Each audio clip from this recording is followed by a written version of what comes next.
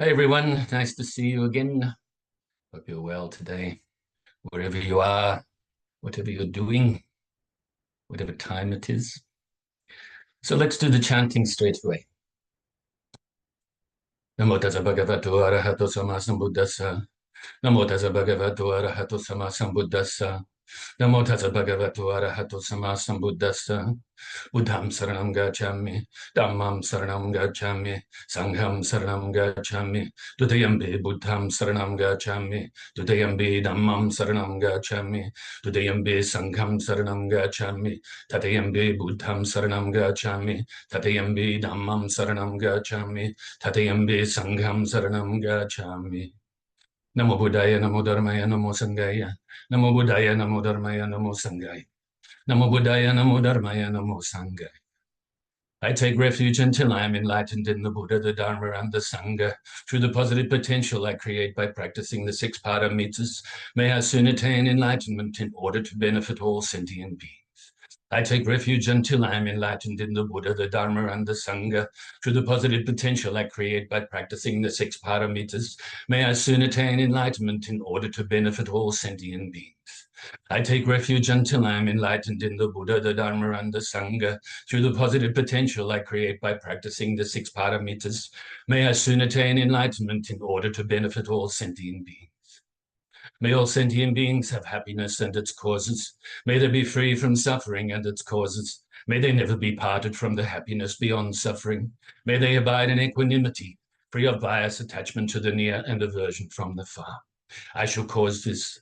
Great compassionate Buddha, please inspire me to be able to do so.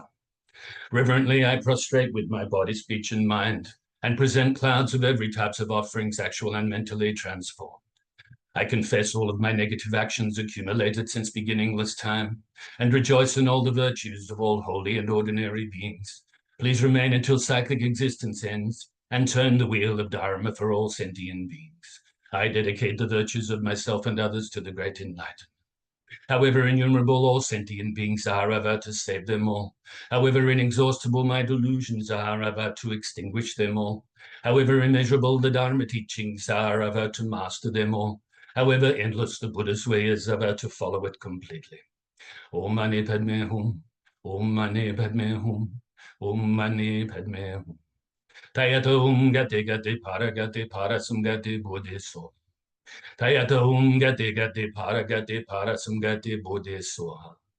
Tayata Gate Parasum Gate Bodhiso. So, I thought I'd do a short show and tell today, as we've been doing for a little bit of variety and a little bit of fun in the past short period. So the first thing I'd like to show you, very simply, is Maitreya Buddha or Maitreya Bodhisattva Mahasattva, great being, 10th level Bodhisattva. Buddha, the next Buddha apparently to come in this world. This is a Chinese, Vietnamese, Korean, Japanese image with the big tummy there, representing loving kindness and patience, lifting the world off the shoulders there with a big smile. This is how we should live, isn't it? We experience sufferings, we experience difficulties, but we should maintain the joyful mind, you could say, very realistic mind, very balanced mind. And so that's what this image is. So this image lives in my mother's bedroom and has for decades. So I had a look in there before to see if there's anything I want to show you. And she's kind of ornamented it, I don't know if that's a word, by the way, but put some things on it, some jewels, some sort of valuable things. There's some beads there, and some little baby Buddhas on there as well. So I didn't want to alter that, didn't want to take them off because she's obviously had them like that for a while. I see this image every week because I do the dusting. And so, make sure that it doesn't have dust on it and so forth. So look, happy smile, keep a really positive attitude, realistic attitude, not optimistic so much, not pessimistic, but realistic, middle path attitude, And this is a really good image to express that. So that is that. And the thing I actually went in there to get, there's two of these. fans. Okay, so the other one is in Vietnamese though, and it's fans as part of the gifts for teaching. I taught at the 2016 end of year annual retreat for the youth and the young adults and the children, and also 2017 and then 2018 as well. This one is from 2017 in Portsea, Victoria, between the 24th and the 28th of December. And it's for the Unified Vietnamese Buddhist Congregation in Australia and New Zealand, the 17th Summer Buddhist Retreat course. The teaching of the Buddha on here. My teaching is not for you to come and believe, but for you to come, see, and practice. And so it's a very nice fan, you know, like this. And then the other one is in Vietnamese language. So I thought I'd just bring this one. So I don't know if you can see it there. It's quite pretty. If you go to the tropical Southeast Asian countries like Vietnam, you'll see a lot of people, you know, if they're sitting around, they'll be doing this because it's so hot, so humid. So anyway, I just thought I'd mention that to you. This fan doesn't want to close up because it's been sitting in Mum's bedroom. There's one on either side of her bed. It's actually, so actually I'll leave it like that. And that's all. So now let's forget everything I just showed you and said, and then we can do some meditation before we have the Dharma talk, continuing on the contemplation on the law of karma. We are practicing these preliminary contemplations to develop or enable ourselves to develop true renunciation, turning our mind away from the worldly concerns and directly to the Dharma. And then, of course, this enables us to be able to develop perfectly the bodhicitta, compassionate intention, and then to realize the supreme wisdom. So the three principal paths, or three principles of the path, if you like, the renunciation, the bodhicitta, or great compassion, and the supreme wisdom, or the emptiness, okay? So we'll continue to do that today, utilizing the three wisdom tools of hearing, so hearing the teaching, contemplating the teaching, utilizing your investigative and analyzing skills, and then meditating and absorbing your mind with the teaching. So what I'll do is I'll read to you my article on this in its entirety, and then we'll dissect it. And we'll utilize, like I said, the three wisdom tools as we dissect it. Okie dokie. So, meditation. Gently close your eyes. Bring your mind inside your body. While we are releasing the tension from the body, it's okay to move a little bit if you need to, or release the tension on the out breath. So take a deep in breath and then a long out breath, releasing the tension. Or you can manipulate the body if you need to, you know, like this, stretching the neck or things like that. Otherwise, keep still. But once we get into the breath meditation and the loving kindness meditation, keep as still as possible physically. This will help you to keep your mind still, and vice versa. So bring your mind inside the body and focus on different parts of the body. As we focus on these parts, release whatever tension you may have. So we'll start from the bottom of the body and work the way up. So release the tension from all around your feet, your toes, balls of the feet, the arches, the heels, the tops of the feet, the sides, your ankles and Achilles, and also your lower leg, calf muscles and the shin areas. And all around your knees.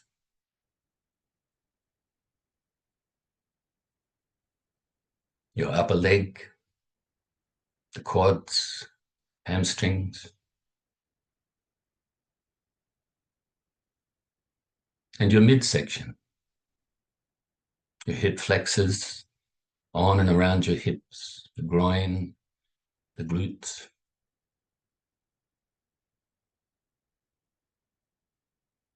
The lower part of your stomach, and just above your hips and your sides, and your lower back.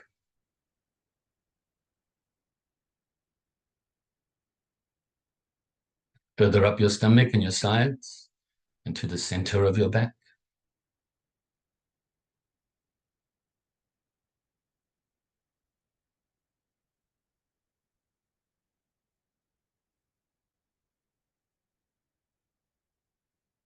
Your chest area underneath your arms, your upper back, rhomboid muscles that run between the spine and the shoulder blades. We tend to carry a lot of tension in this area. So pay particular attention to releasing whatever tension you may have there. Lateral muscles, the upper trap muscles that run between the neck and the shoulders. It's likewise with these muscles. We tend to carry a lot of tension in them. And around your shoulders.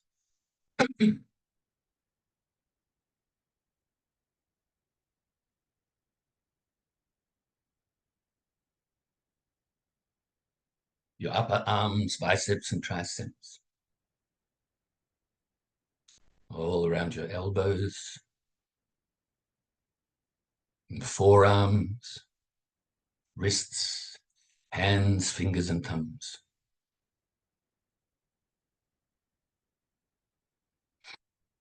And now up to your head, all around your neck, the front of your neck, the sides and back.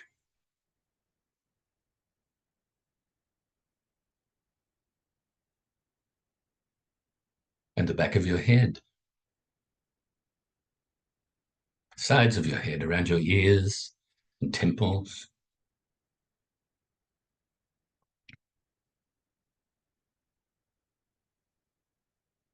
Your face, around the cheekbones, your cheeks, your jaw. Make sure you're not clenching your jaw. Around your chin, mouth, inside and outside.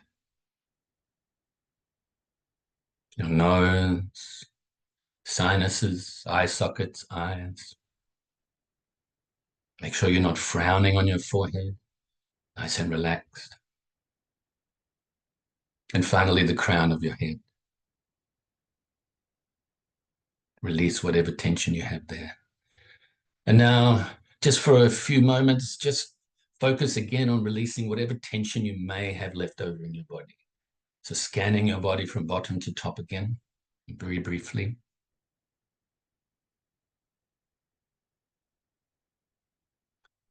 And once you've done this, place your mind onto the tip of your nose initially, and eventually the feeling of the breath as you breathe in your nose all the way into your lungs, and then out your nose again. Focusing on this breathing process or the feeling of the breath.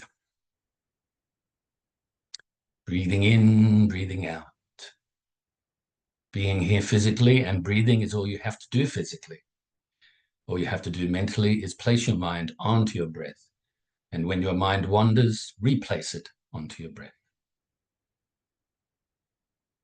So if any thoughts arise, whether positive, negative, or neutral, any mental activity arises, attitudes, emotions, and so on, don't cling to them. Don't grasp at them. Also, don't try to force them away or deny them. But by replacing your mind onto your breath, letting them go naturally. So just let them go away to where they came from, nowhere. From previous thoughts, we think each thought, often we think each thought is actually its own thought, but it's come from previous thoughts. So what we are doing now is letting these thoughts and so forth go and developing more of a balanced, stable, clear mind, bright mind. By utilizing this technique of anapanasati, or mindfulness of the breath. Also utilizing our awareness and conscientiousness. So mindful of the breath, then aware when the mind wanders from the breath, and then being conscientious by replacing your mind back onto the breath if you are distracted.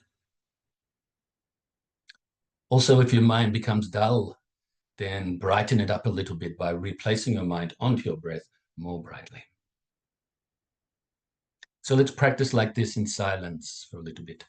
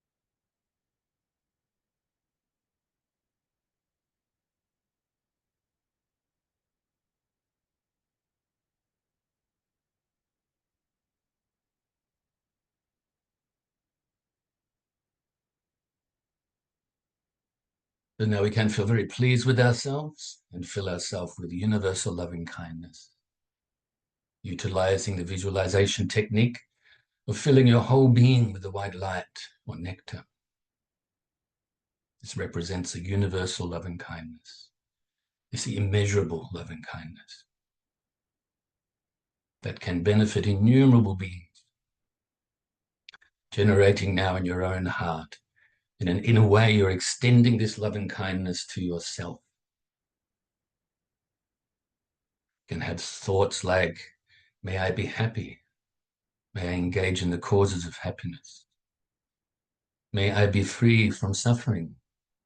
And may I engage or avoid engaging in the causes of suffering. May I be peaceful, free from conflict.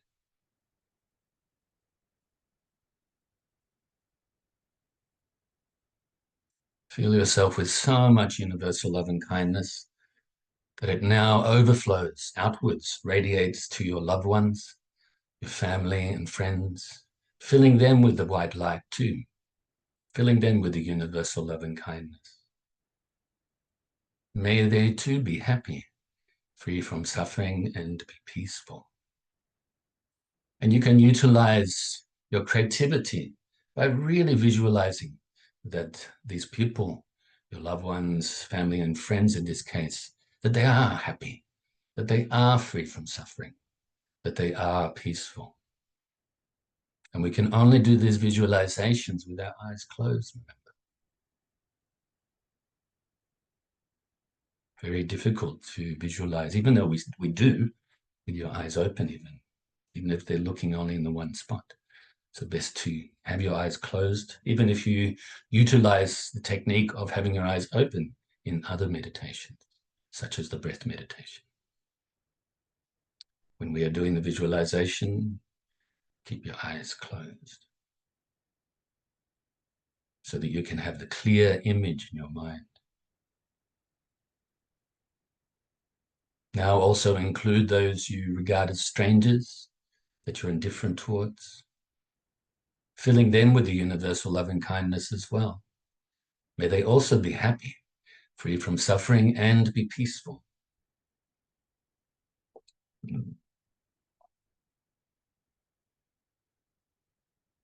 Now you can also include those you may regard as enemies. Fill them with the universal loving kindness in the form of the white light.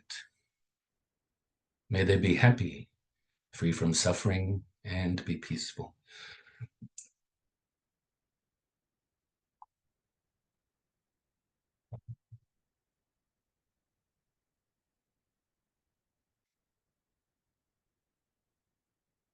And now let's radiate this universal loving kindness out further and further distance-wise to all beings now. Ones you're familiar with, ones you're not familiar with, even those ones you may fear and so forth. Initially around your immediate area, the beings that live on the land, under the land, in the waters, fly through the air, born from wombs, from eggs, from moisture, or through transformation.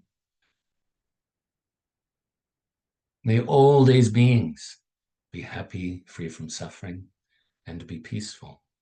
And all beings now, in different realms as well, work their way in their own time to enlightenment, to realizing their true nature. Now extend this loving kindness out throughout your whole state or county, and other states and counties throughout your whole country. And all of the countries throughout the world, and also including throughout all of the oceans. Have your loving kindness pervade down to the core of the earth, and to the outermost atmosphere, to all living beings. Beyond this world now, throughout the whole solar system, and the whole galaxy, and the whole universe, and beyond. Till your loving kindness pervades throughout infinite space, of which you're not separate from. We are all interconnected throughout infinite space. We all have enlightened nature as our true nature. But right now, sentient beings, we cover up this Buddha nature, you could say, with our mental afflictions and the karma we've created.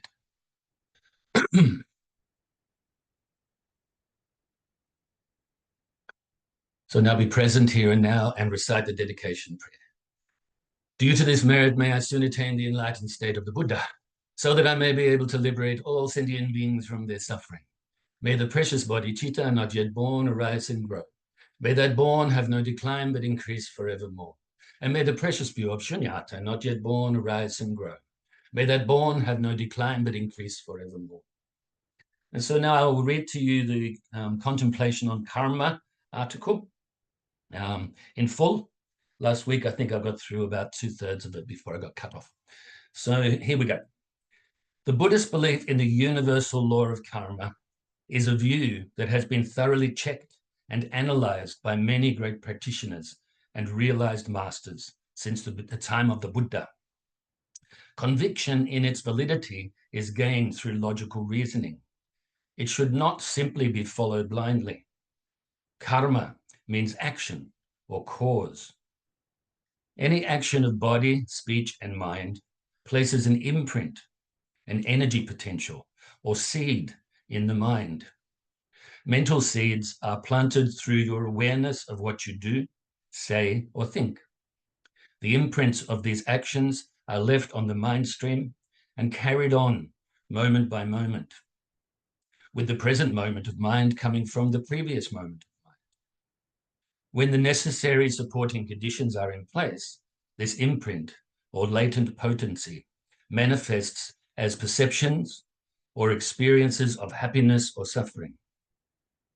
We can liken this to a biological seed, which ripens when the contributing causes and conditions of water, soil, sun, and the like are gathered together.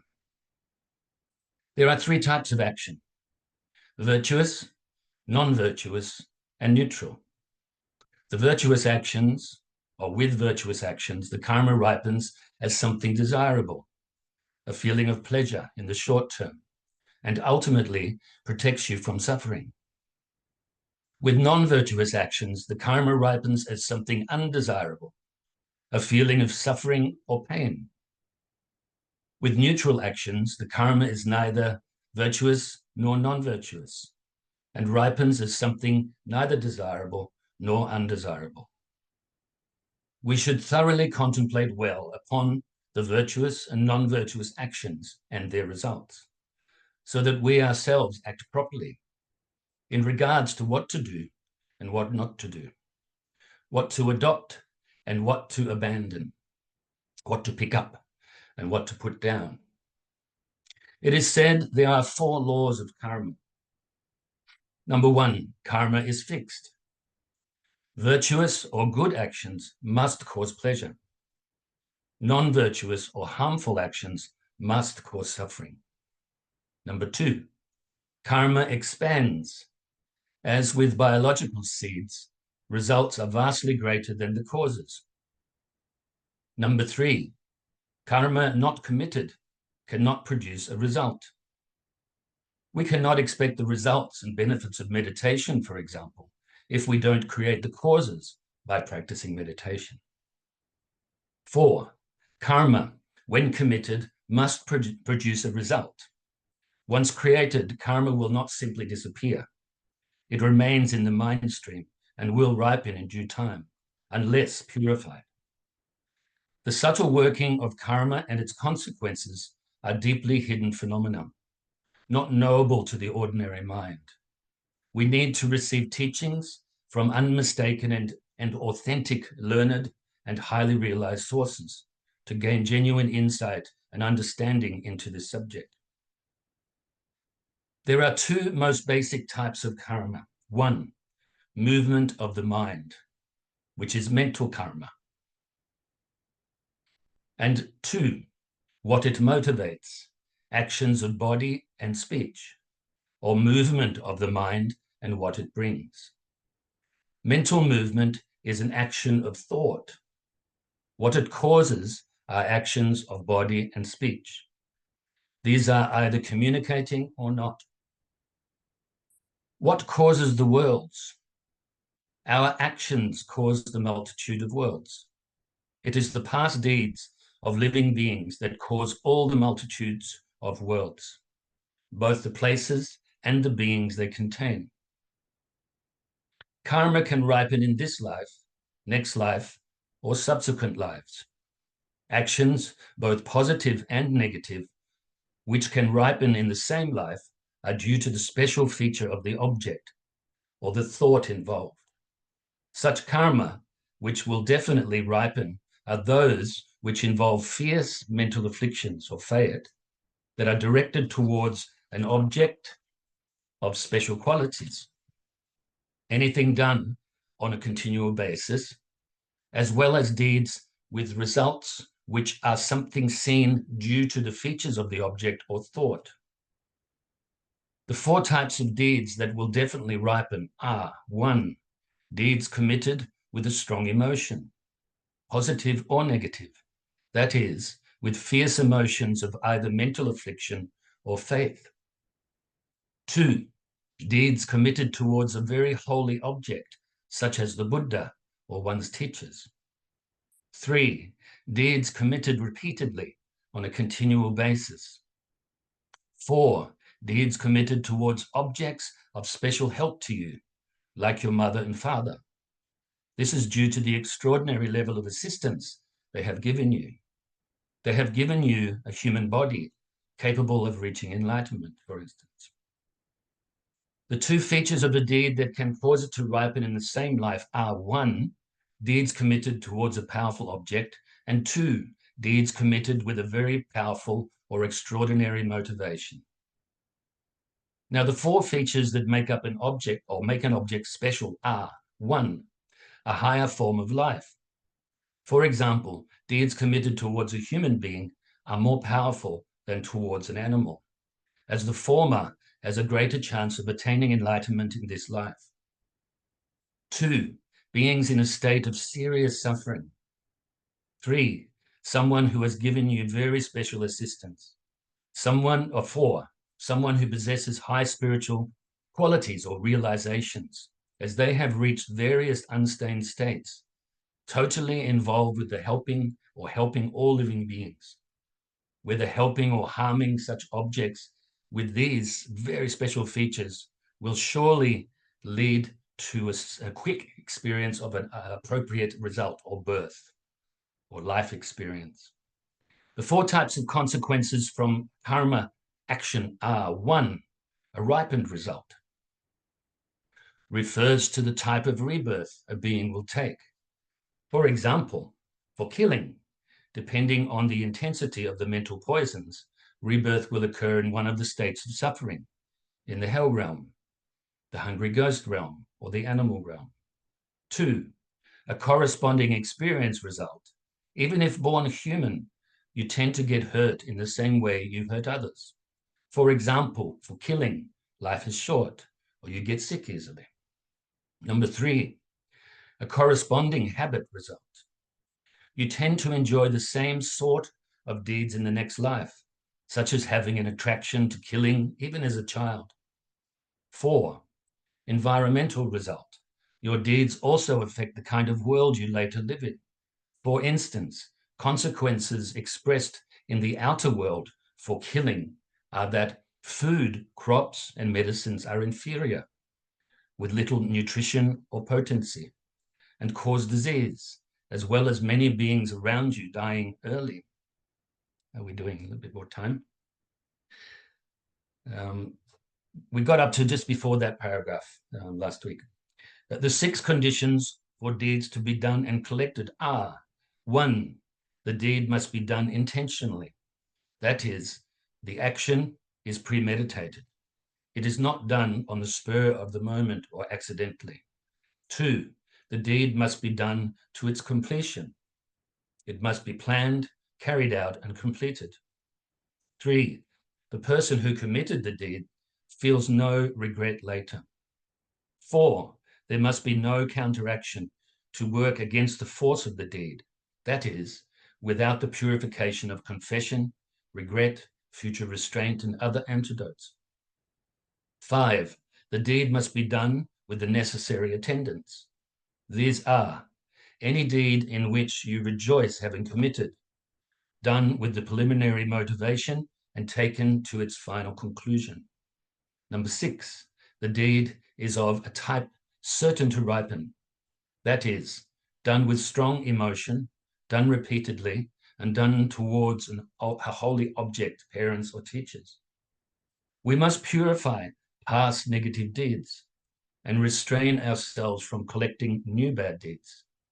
We must protect and strengthen the positive deeds we have collected already, not allowing them to degenerate, as well as gathering new positive imprints. So that is the whole article. It's quite lengthy, as you heard, as I just saw. So we now have a few minutes to practice the three wisdom tools of hearing, contemplating, and then meditating. So first of all, hear this teaching. I'll read the paragraph to you, the initial one, the first one. And then I may explain some things as along the way with the contemplation. I may explain a few bits here and there, but it's quite in-depth, the article already. There may be some things that I won't delve into. There may be some things that I think need to be explained, so there's no confusion. If you don't understand some things, shoot me a message, and then I'll look at it in the coming classes. and get back to you in writing as well. But yeah, be patient, okay? I'm trying to unveil these teachings slowly, gradually, as the example I use often, just like we're opening a door. The door doesn't just open fully straight away. We open bit by bit. So now hearing, the wisdom of hearing. The Buddhist belief in the universal law of karma is a view that has been thoroughly checked and analyzed by many great practitioners and realized masters since the time of the Buddha. Conviction in its validity is gained through logical reasoning. It should not simply be followed blindly. Karma means action or cause. So now contemplate this teaching.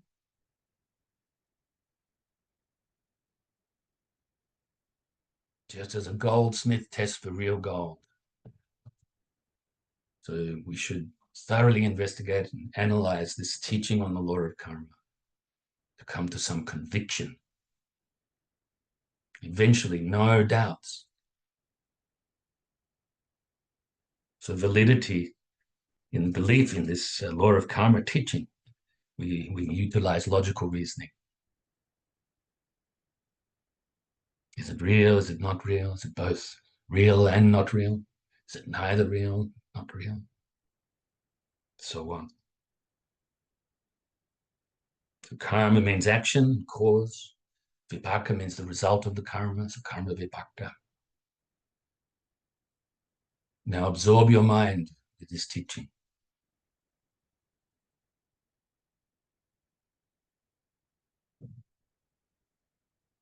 Now back to my voice. I reposted this teaching on Facebook midweek, so go and have a look at it and maybe do yourself, or print yourself a copy so that you can refer to it. I think maybe another 1 minute or so, so I will do the next paragraph, and if I get cut off, bad luck. Or no, good luck, really, because we're still talking, still having Dharma discussion. Anyway, I rejoice in your goodness. Thank you for your attention, your presence, and I rejoice in your practice, and your sharing of the Dharma, the truth, of the positive vibes. Look after your mind, look after your body. Okay, so always take refuge in Buddha, Dharma, Sangha, very important. Any action of body, speech, and mind places an imprint, an energy potential, or seed in the mind. Mental seeds are planted through your awareness of what you do, say, or think. The imprints of these actions are left on the mind stream and carried on moment by moment, with the present moment of mind coming from the previous moment of mind. So now contemplate this thoroughly. And if we get cut off while you're doing this, then absorb your mind with it.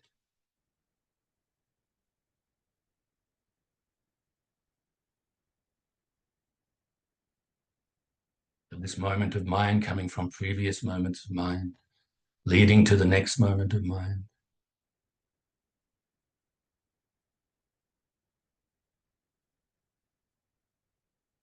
Once you've come to some understanding, absorb your mind, utilizing the wisdom of meditation or absorption.